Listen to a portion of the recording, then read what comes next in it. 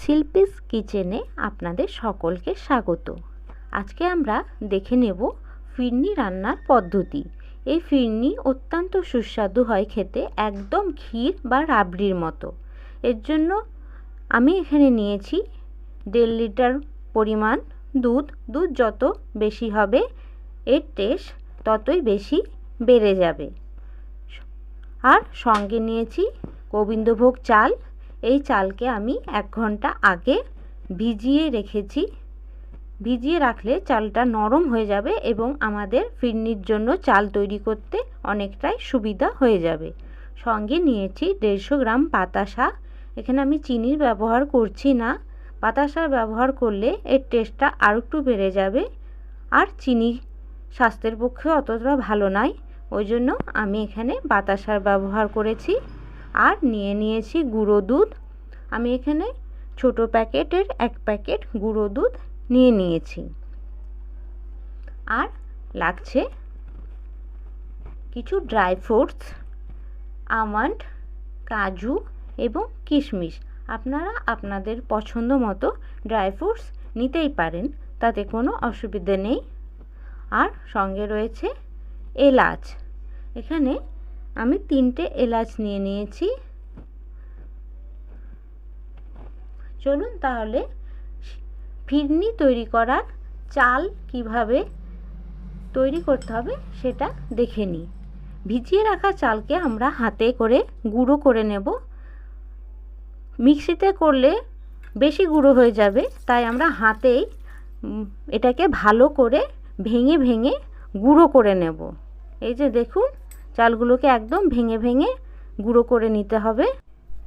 চালটা যতটা গুঁড়ো করা যায় হাত দিয়ে চেপে ততটা গুঁড়ো করে নেব। চাল আমাদের তৈরি হয়ে গেছে ফিরনির জন্য। এবার কড়াইয়ে 1.5 লিটার পরিমাণ যে দুধটি নিয়েছিলাম সেটা জাল দিয়ে নেব। ভালো করে জাল দিয়ে নিতে হবে। দুধ যখন 1.5 লিটার থেকে 1 লিটার পরিমাণ হয়ে আসবে তখন আমরা এর মধ্যে 2টো এলাচ ফেলে দেব। এই এলাচ দিলে দুধের মধ্যে এলাচের ফ্লেভারটা মিশে যাবে।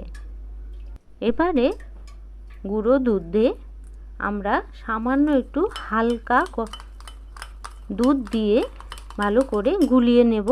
তারপরে গুঁড়ো দুধটি দুধের মধ্যে দিয়ে দেব। গুলিয়ে নিলে দুধে ভালো করে মিশে যাবে, তাই আমি এখানে গুলিয়ে নিয়েছি দুধ।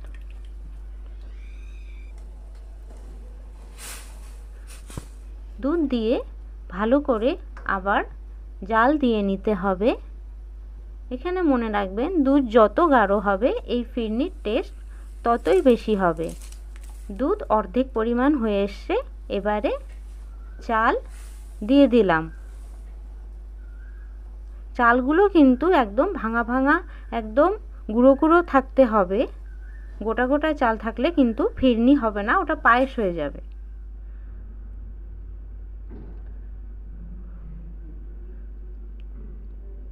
এই ফিরনি কিন্তু একদম ঠান্ডা ঠান্ডা পরিবেশন করতে হয়। একেবারে গরম পরিবেশন করলে অতটা ভালো লাগে না। ফ্রিজে রেখে পরিবেশন করলে ভালো লাগে।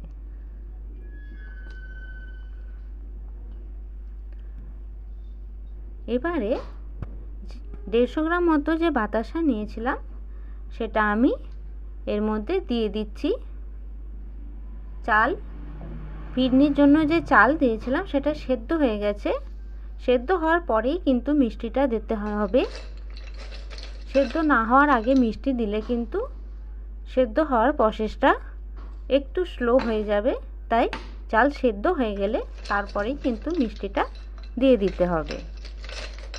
মিষ্টি দিয়ে ভালো করে আবার জাল দিয়ে নিতে হবে, কেননা মিষ্টি দেওয়ার পর বেশি জাল না দিলে কিন্তু অতটা টেস্ট আসে না। তাই মিষ্টি দেওয়ার পর ভালো করে জাল দিয়ে নিতে হবে। এরপরে নামানোর আগে এলাচের গুঁড়ো ছড়িয়ে দিতে হবে।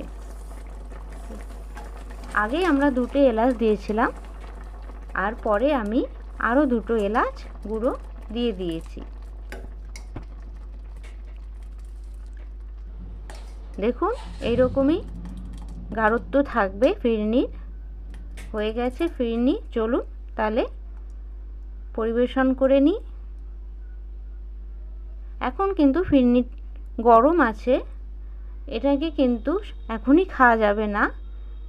এটাকে 1 ঘন্টা ফ্রিজে রেখে তারপরে খেতে হবে। ঠান্ডা ঠান্ডা ফিরনি ভালো লাগে খেতে এবং নিয়মও তাই ঠান্ডা খাওয়ার।